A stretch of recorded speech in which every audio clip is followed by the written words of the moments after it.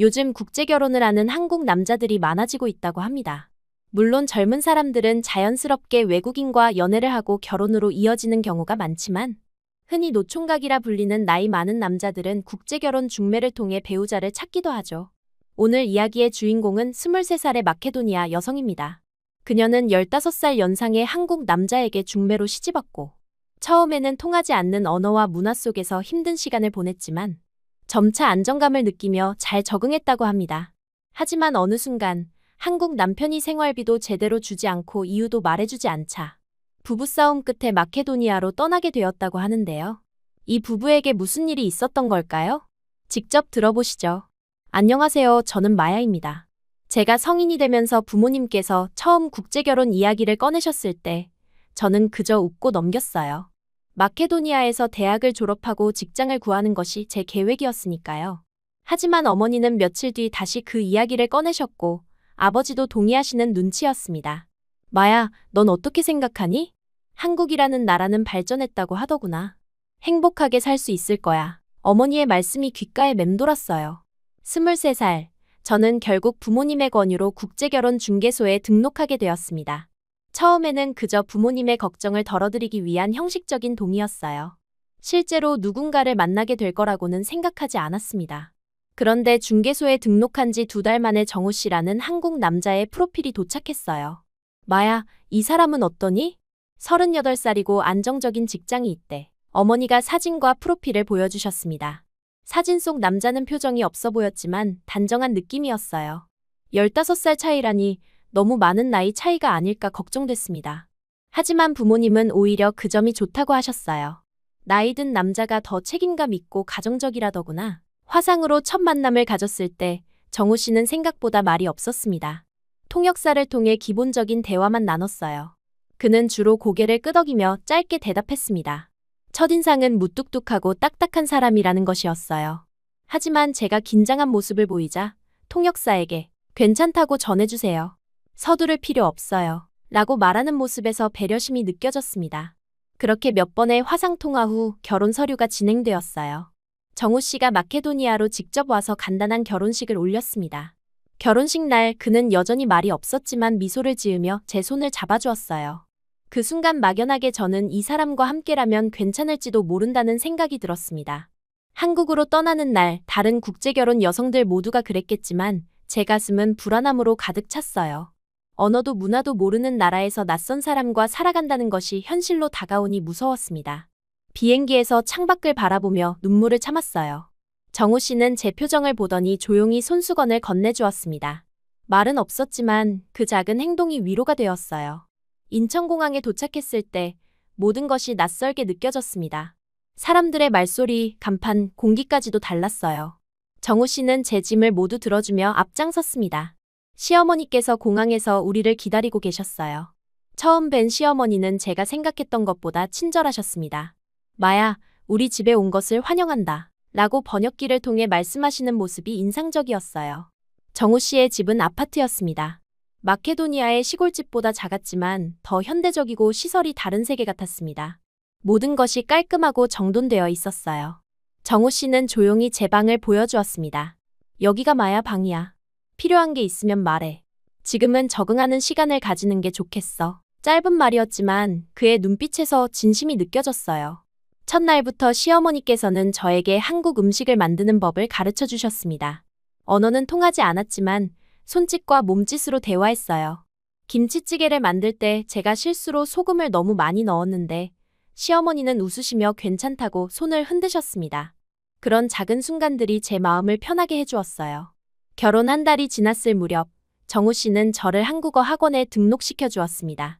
한국에서 살려면 한국어를 알아야 해. 그의 말은 짧았지만 배려가 담겨 있었어요. 학원에서 만난 다른 외국인 아내들과 이야기를 나누며 저는 점점 자신감을 얻기 시작했습니다. 모두 비슷한 상황에 처해 있다는 것을 알게 되었어요. 처음으로 정우 씨와 대화다운 대화를 나눈 것은 결혼 3개월 후였습니다. 저는 조금씩 한국어를 배우고 있었고 정우 씨는 가끔 영어 단어를 섞어가며 대화하려 노력했어요. 오늘 기분 어때? 한국 생활 괜찮아? 그의 질문에 저는 웃으며 대답했습니다. 괜찮아요. 조금씩 적응하고 있어요. 정우 씨는 말은 적었지만 행동으로 사랑을 표현하는 사람이었어요. 비가 올 때면 항상 우산을 가지고 학원 앞에서 기다렸고 제가 좋아하는 과일을 사왔습니다. 한 번은 제가 마케도니아 음식이 그립다고 했더니 다음날 요리 재료를 사와서 한번 만들어 볼래? 라고 말했어요. 그런 소소한 배려가 제 마음을 따뜻하게 만들었습니다. 시어머니와의 관계도 점점 좋아졌어요.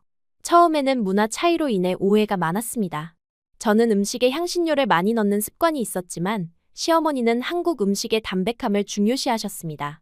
가장 큰 충돌은 제가 직접적으로 의견을 표현하는 방식이었어요. 마케도니아에서는 솔직한 감정 표현이 중요하지만 시어머니께서는 이를 무례하다고 느끼셨습니다. 하지만 정우 씨가 중간에서 설명해주면서 서로를 이해하게 되었어요. 어머니, 마야는 불손한 게 아니라 그저 자기 문화대로 솔직하게 표현하는 거예요. 시간이 지나면서 시어머니도 제 문화를 존중해 주셨고 저도 한국의 예절을 배우며 서로에게 한 걸음씩 다가갔습니다. 제가 한국에 온 지 6개월이 지나서야 정우 씨와 저는 같은 방을 쓰기 시작했어요. 그리곤 결혼 1년이 지났을 때 저는 임신 사실을 알게 되었어요. 처음에는 두려움이 컸습니다. 1년이나 지났지만 엄마도 없는 나라에서 아이를 낳고 기른다는 것이 막막했어요. 하지만 정우 씨의 반응은 예상 밖이었습니다. 평소 무뚝뚝하던 그가 활짝 웃으며 저를 안아주었어요. 고마워, 마야. 정말 고마워. 그날 밤 정우 씨는 처음으로 제게 자신의 어린 시절 이야기를 들려주었습니다. 그는 어렵게 자랐고 가정을 꾸리는 것이 꿈이었다고 했어요. 임신 기간 동안 정우 씨는 더욱 세심하게 저를 챙겼습니다. 늦은 밤에도 제가 먹고 싶다는 음식을 사러 나갔고 주말마다 산책을 함께 했어요. 가끔은 배를 쓰다듬으며 아이에게 말을 걸기도 했습니다. 그런 모습을 보며 저는 점점 더 정우 씨를 사랑하게 되었어요. 출산을 앞두고 저는 마케도니아의 부모님께 전화를 걸었습니다. 엄마, 아빠, 저 곧 아기 낳아요. 걱정 마세요. 정우 씨가 잘 챙겨줘요. 부모님은 기뻐하시며 축하를 전해주셨어요. 그때 저는 처음으로 한국이 제 새로운 집이라는 생각이 들었습니다. 아들 민수가 태어났을 때 정우 씨는 병원에서 꼬박밤을 새웠어요. 그날은 연습을 해온 건지 마케도니아어로 말했습니다. 팔라티 블라고다람. 서툰 발음이었지만 그 말에 저는 눈물이 났어요. 무뚝뚝한 그가 한 번씩 저를 감동시키더라고요. 민수가 태어난 후 저는 더 자신감을 얻게 되었어요. 한국어도 많이 늘었고 이제는 동네 마트 아주머니와도 대화를 할 수 있게 되었습니다. 정우 씨와의 대화도 훨씬 자연스러워졌어요. 처음으로 제 의견을 말하기 시작했습니다. 민수가 유치원을 가야 할 땐 민수 유치원은 집 근처로 보내고 싶어요. 정우 씨는 제 의견을 존중해 주었어요. 때로는 의견 충돌도 있었습니다. 저는 아이에게 마케도니아 문화도 가르치고 싶었고 정우 씨는 처음에는 이해하지 못했어요. 한국에서 살 건데 왜? 하지만 대화를 통해 서로를 이해하게 되었습니다. 이제 우리 집에서는 주말마다 마케도니아 음식을 만들고 민수에게 마케도니아 동요를 가르치기도 해요. 결혼 6년째, 저는 이제 한국 생활에 완전히 적응했다고 느꼈습니다. 동네 사람들과 인사를 나누고 마트에서 물건을 살 때도 자연스럽게 흥정할 수 있게 되었어요. 시어머니와도 편하게 대화하며 서로의 문화를 나누게 되었습니다. 정우 씨는 여전히 말수가 적었지만 이제는 그의 침묵이 불편하지 않았어요. 오히려 그 속에 담긴 사랑을 느낄 수 있게 되었습니다. 가끔 마케도니아가 그립고 부모님이 보고 싶을 때면 정우 씨는 조용히 제 손을 잡아주었어요. 내년에 마케도니아에 한번 가볼까? 그의 짧은 제안에 저는 행복함을 느꼈습니다. 이제 저는 두 나라, 두 문화 사이에서 균형을 찾아가고 있어요. 한국의 가을 단풍도 아름답지만 마케도니아의 봄 축제도 그립습니다. 그래도 정우 씨와 민수가 있는 이곳이 제 집이라는 사실은 변함없어요. 매일 아침 정우 씨가 출근하기 전 우리는 함께 아침을 먹습니다. 그는 항상 오늘도 좋은 하루 보내 라는 말을 남기고 나가요. 짧은 인사지만 그 속에 담긴 따뜻함이 하루를 시작하는 힘이 됩니다. 이렇게 저는 낯선 나라에서 새로운 가족을 만들어가고 있어요. 처음의 불안과 두려움은 이제 기대와 행복으로 바뀌었습니다. 정우 씨는 여전히 말이 적었지만 저는 그의 침묵 속에 담긴 의미를 읽을 수 있게 되었어요. 매일 아침 출근하기 전 민수의 머리를 쓰다듬는 모습, 주말 아침 일찍 일어나 우리 가족을 위해 간단한 아침을 준비하는 모습에서 그의 사랑을 느낄 수 있었습니다. 그러나 민수가 7살이 되던 해봄, 뭔가 달라진 것을 느꼈어요. 정우 씨가 매달 주던 생활비가 조금씩 줄어들기 시작했습니다.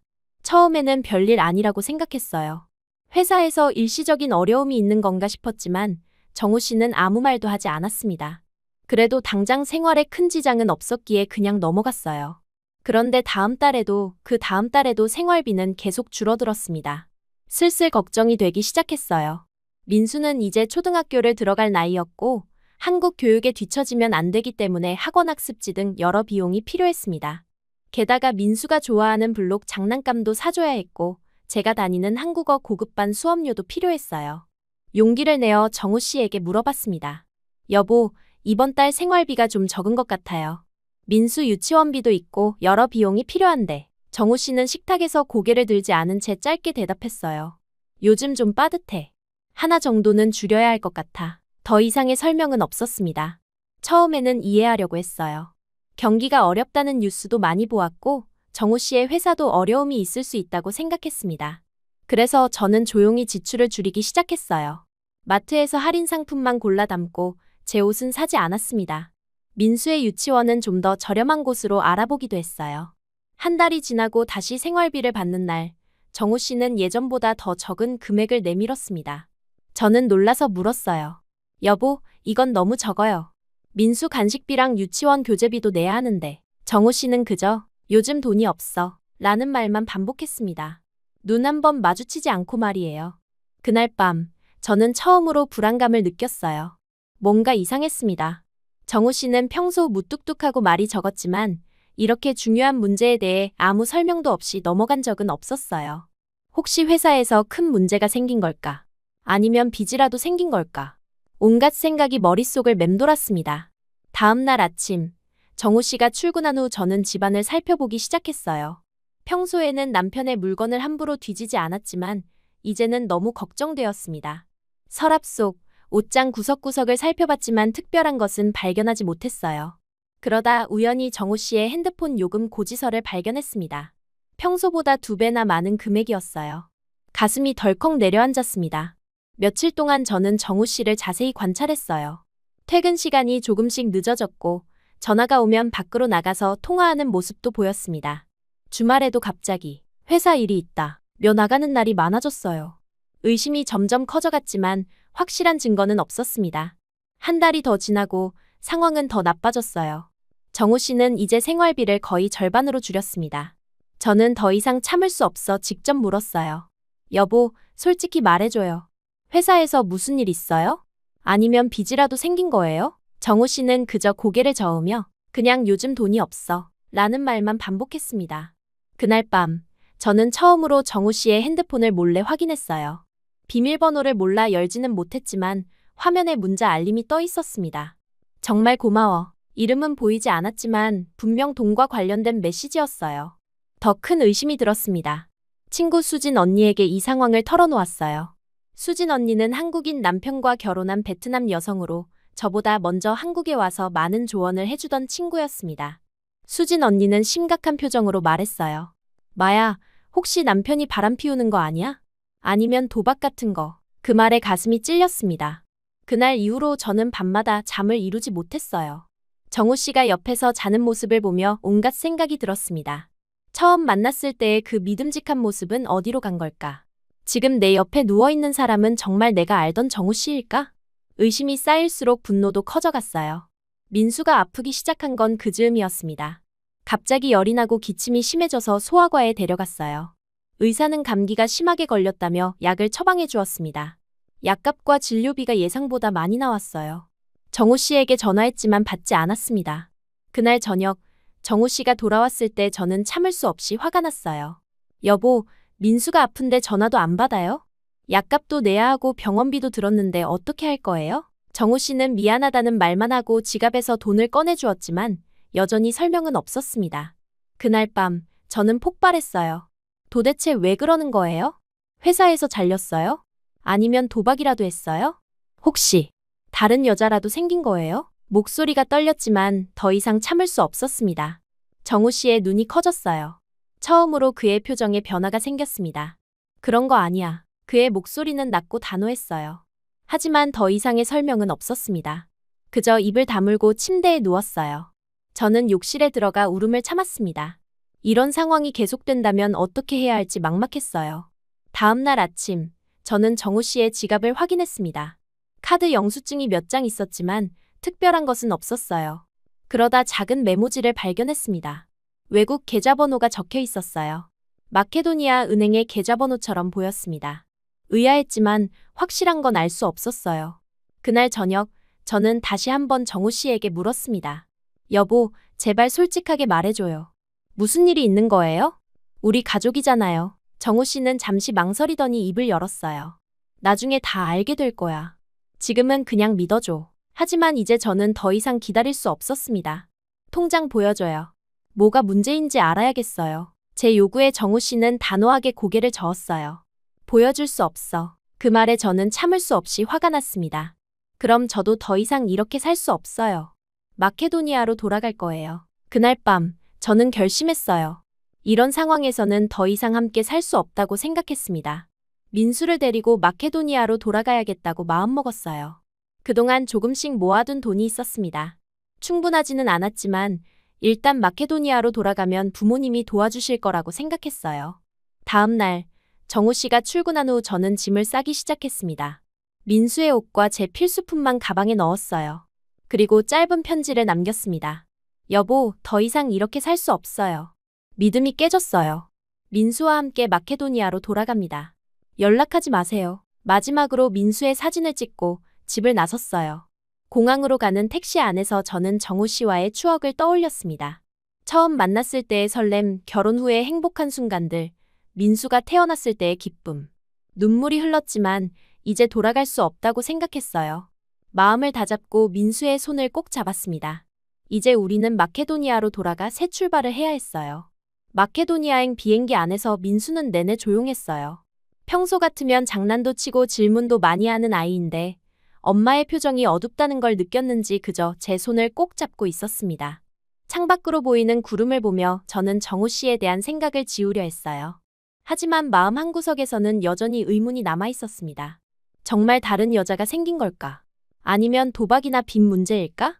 어떤 이유든 더 이상 믿음 없는 결혼 생활은 지속할 수 없다고 생각했어요. 비행기가 스코페 공항에 착륙했을 때 오랜만에 고향의 공기를 마시니 마음이 조금 진정되었습니다.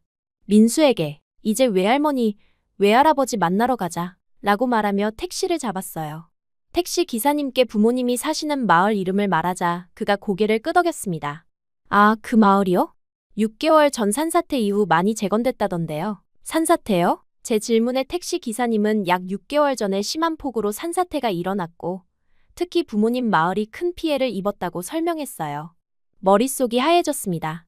6개월 전이라면 그때부터 정우 씨가 생활비를 줄이기 시작한 시기와 일치했어요. 택시는 마을로 향하는 길에 들어섰어요. 창밖으로 보이는 풍경이 제가 기억하던 것과 달랐습니다. 도로가 새롭게 포장되어 있었고 주변에는 산사태 흔적이 남아 있었지만 많은 부분이 정리되어 있었어요. 마을에 가까워질수록 놀라움은 커졌습니다. 새로 지어진 건물들이 눈에 띄었고 사람들은 일상을 되찾은 모습이었어요. 이 마을이 6개월 전에 산사태로 큰 피해를 입었다고요? 택시 기사님께 다시 물었습니다. 그는 고개를 끄덕이며 대답했어요. 네, 정말 심각했죠. 하지만 국제 원조와 정부 지원이 빨리 들어와서 재건이 빠르게 진행됐어요. 특히 이 마을은 다른 곳보다 복구가 잘 된 편이라고 들었습니다. 드디어 부모님 집 근처에 도착했을 때 저는 믿을 수 없는 광경을 마주했어요. 제가 자라온 집이 있던 자리에는 새로운 집이 지어져 있었습니다. 조금 작았지만 튼튼하고 깔끔한 새 집이었어요. 택시 기사님은 저를 내려주며 말했습니다. 잘 도착하셨네요. 민수의 손을 꼭 잡고 짐을 들고 걸었어요. 마을 사람들이 저를 알아보고 반갑게 인사했습니다. 한 이웃 아주머니가 다가와 제 어깨를 토닥이며 말씀하셨어요. 마야, 언제 왔니? 너희 부모님은 집에 계실 거야. 새 집이 참 예쁘게 지어졌지? 떨리는 마음으로 새 집 문을 두드렸습니다. 잠시 후 아버지가 문을 여셨어요. 아버지는 저를 보시고 놀란 표정을 지으셨습니다. 마야? 왜 여기 있니? 그 목소리에는 기쁨보다는 당혹감이 더 컸어요. 민수를 안고 아버지께 인사드렸습니다. 아버지는 민수를 보시고 잠시 웃으셨지만 곧 얼굴이 굳어지셨어요. 도대체 무슨 생각으로 여기 온 거니? 아버지의 목소리에 화가 묻어났습니다. 그 좋은 사위를 두고 왜 이렇게 홀랑 집에 와버린 거야? 연락 한 통 없이. 저는 부모님께 상황을 설명하려 했지만 아버지의 호통에 말문이 막혔어요. 게다가 눈앞에 새 집을 보니 더욱 혼란스러웠습니다. 어머니도 나오셔서 저와 민수를 반갑게 안아주셨어요. 하지만 어머니의 얼굴에도 근심이 가득했습니다. 집 안으로 들어가 보니 깔끔하게 정리된 새 가구들이 놓여 있었어요. 모든 것이 새 것이었고 전에 없던 현대적인 시설들도 갖춰져 있었습니다. 이게 다 어떻게 된 일이에요? 저는 놀라움을 감추지 못했어요. 아버지께서 자리에 앉으시며 상황을 설명해 주셨습니다. 6개월 전 갑자기 내린 폭우로 산사태가 발생했고 마을 대부분이 피해를 입었다고 했어요. 부모님의 집도 완전히 무너져 처음에는 임시 거처에서 생활하셨다고 합니다. 그런데 이 새 집은 어떻게? 제 물음에 아버지는 잠시 망설이시더니 대답하셨어요. 정우 덕분이야. 순간 가슴이 덜컥 내려앉았습니다. 정우 씨가요? 어떻게 알고? 아버지는 계속해서 말씀하셨어요. 정우가 뉴스에서 우리 마을 산사태 소식을 듣고 바로 연락해왔단다. 처음에는 내게 걱정을 끼치고 싶지 않아서 괜찮다고 했지만 정우가 계속 도움을 주겠다고 했어. 결국 상황이 너무 심각해서 그의 도움을 받기로 했지. 어머니께서 차를 내오시며 이야기를 이어가셨습니다. 정우가 매달 돈을 보내줬어. 처음에는 임시거처 비용과 생활비로, 그리고 나중에는 새 집을 짓는 비용으로. 어머니의 말씀에 저는 충격을 받았어요. 정우 씨가 생활비를 줄인 이유가 바로 이것이었다니. 갑자기 모든 상황이 이해되기 시작했습니다. 정우 씨의 지갑에서 본 외국 계좌번호, 갑작스럽게 줄어든 생활비, 설명하지 않으려던 태도. 모든 것이 맞아떨어졌어요. 어머니께서 작은 서랍에서 서류 뭉치를 꺼내셨습니다. 그 안에는 정우 씨가 보낸 송금 영수증들과 집 건축 관련 서류들이 있었어요. 6개월 동안 꾸준히 보낸 흔적이 고스란히 남아 있었습니다. 심지어 집 설계도까지 정우 씨가 한국에서 건축가 친구의 도움을 받아 보내준 것이었어요. 저는 그 서류들을 보며 눈물이 흘렀습니다. 정우 씨가 자신의 월급에서 상당 부분을 떼어 부모님을 도와주고 있었던 거였어요. 정우는 한 번도 내게 말하지 말라고 했단다. 내가 걱정할까봐. 아버지의 말씀이 가슴을 찔렀어요. 그동안 저는 정우 씨를 얼마나 오해했던 걸까요? 다른 여자, 도박, 빚, 온갖 나쁜 생각들로 그를 의심했던 제 자신이 너무 부끄러웠습니다. 정우 씨는 그저 제 부모님을 돕고 있었을 뿐인데 저는 그를 의심하고 결국 집을 나와버렸어요. 민수가 새 집 안을 신기한 듯 돌아다니며 구경하고 있었습니다. 어머니께서 민수를 데리고 새로 만든 정원을 보여주겠다며 밖으로 나가셨어요. 저는 아버지와 더 이야기를 나눴습니다. 정우 씨는 부모님께 산사태 소식을 듣자마자 즉시 도움을 주겠다고 했고 매달 생활비를 보내는 것은 물론 새 집 건축에 필요한 모든 비용을 지원했다고 해요. 심지어 현지 건설업체와의 연락도 정우 씨가 직접 맡아서 했다고 합니다. 정우는 좋은 사위야. 말은 없지만 마음이 따뜻한 사람이란다. 그런 남편을 두고 이렇게 무작정 도망쳐 오다니. 아버지의 목소리에는 실망감이 가득했어요. 내가 얼마나 행복한 줄 알아? 이렇게 가족을 생각하는 남편이 어디 흔하니? 아버지의 말씀에 더욱 죄책감이 들었습니다. 저는 그동안 정우 씨의 침묵을 오해로 채워왔어요. 그가 말을 하지 않는 것은 숨기는 게 있어서가 아니라 그저 표현이 서툴렀던 것뿐이었습니다. 그날 밤, 새 집의 깔끔한 침실에 누워 저는 오랫동안 생각에 잠겼습니다. 제가 너무 성급하게 판단했다는 사실이 너무 후회되었어요. 정우 씨가 지금 어떤 생각을 하고 있을지, 제가 남긴 편지를 읽고 얼마나 상처받았을지 생각하니 마음이 아팠습니다. 돌아가야 할까?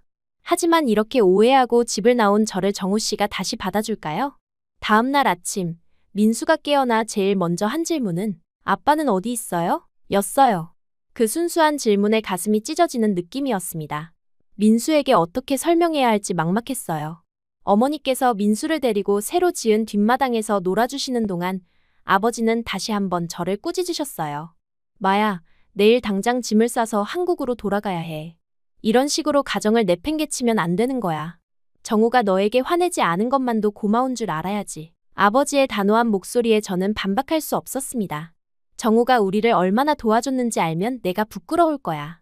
빨리 돌아가서 그 사람에게 사과해야 해. 마야, 이번엔 내가 크게 잘못했어. 아버지의 목소리가 엄격했어요. 사위를 의심하고 집을 나오다니. 정우처럼 좋은 사람을 어떻게 그렇게 못 믿니? 우리 집이 이렇게 새로 지어진 것도, 우리가 산사태 후에 버틸 수 있었던 것도 모두 정우 덕분이야.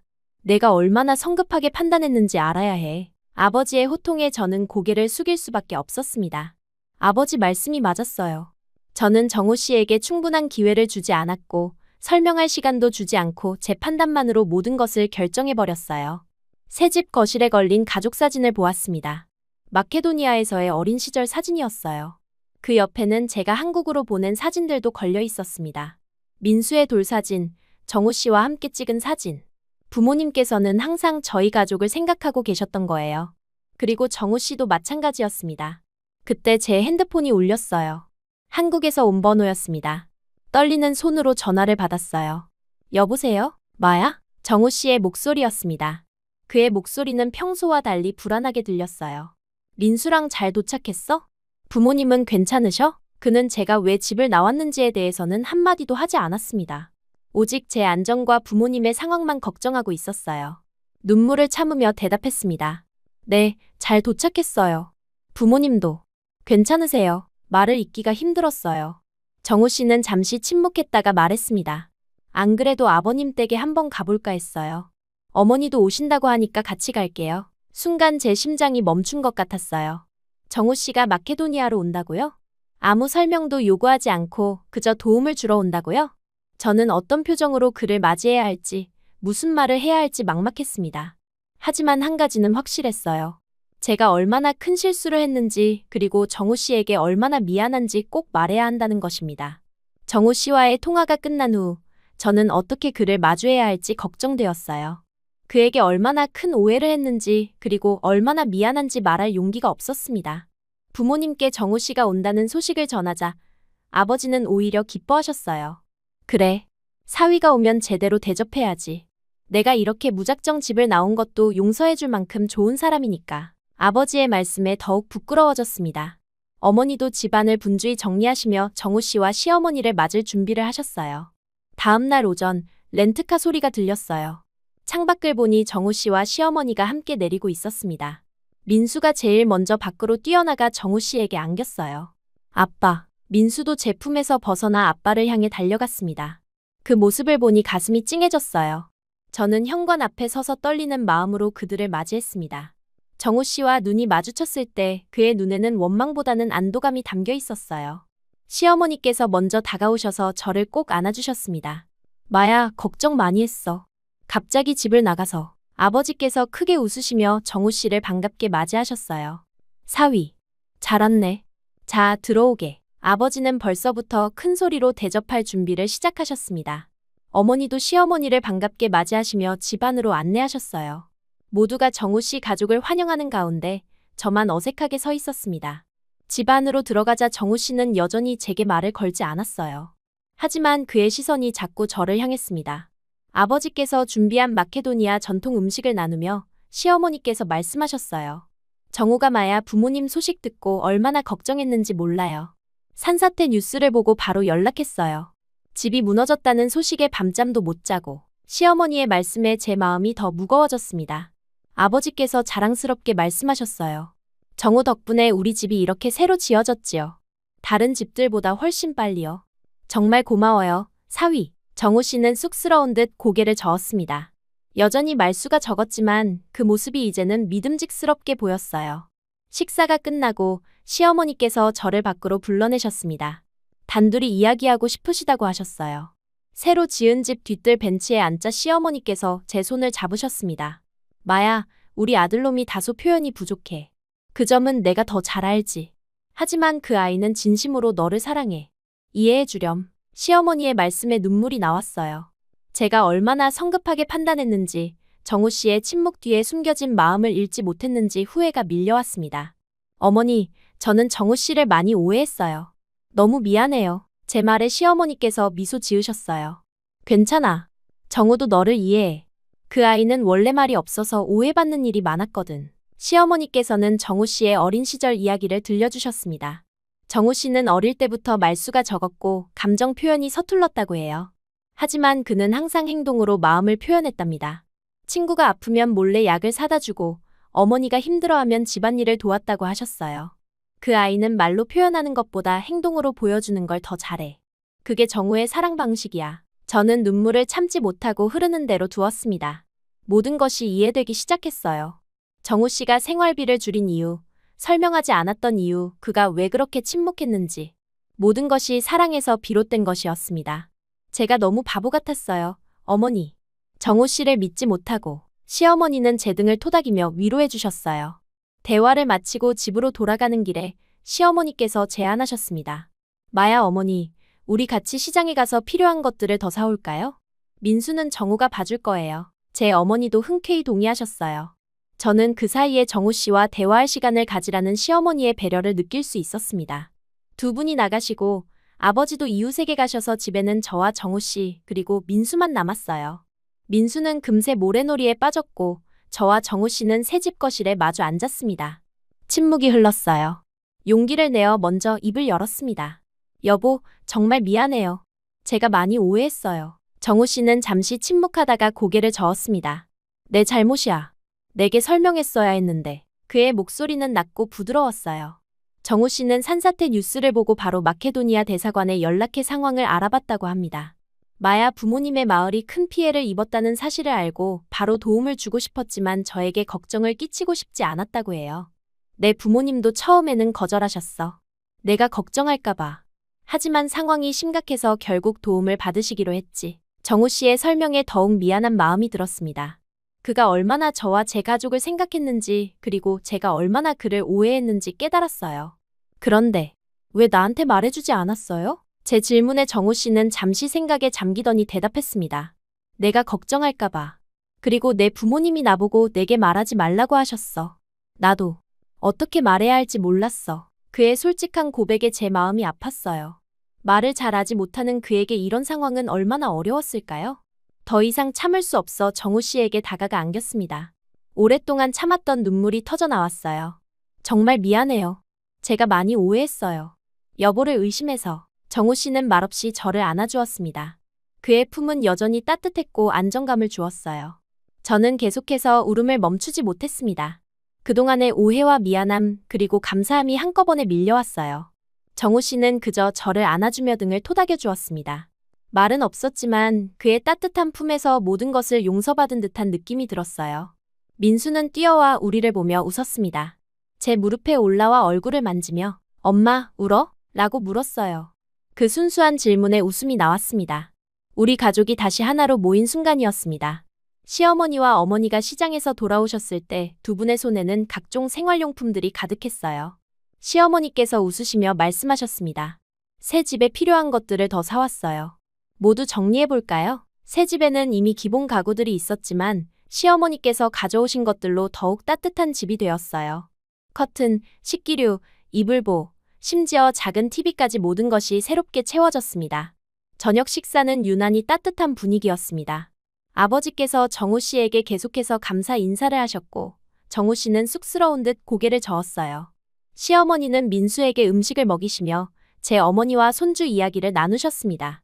저는 그 모습을 보며 진정한 가족의 의미를 느꼈어요. 식사 후 시어머니는 저에게 다가와 작은 목소리로 말씀하셨습니다. 마야, 우리 정우가 말수는 적지만 마음은 누구보다 따뜻해. 내가 이해해주면 좋겠구나. 그 말씀에 저는 다시 한번 눈물이 났어요. 정우 씨를 바라보니 그도 저를 보고 있었습니다.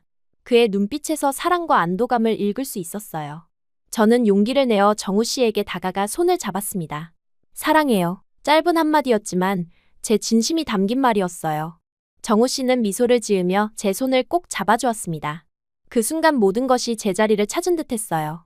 다음 날 우리는 한국으로 돌아갈 준비를 했습니다. 정우 씨는 부모님께 앞으로도 필요한 것이 있으면 언제든 연락하라고 당부했어요.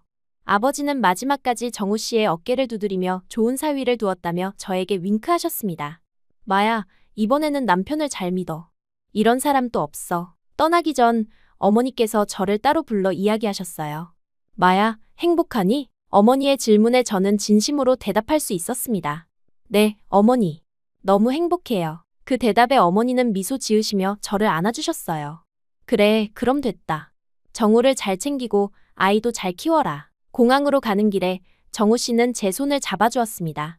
여전히 말은 많지 않았지만 이제 저는 그의 침묵 속에 담긴 사랑을 읽을 수 있었어요.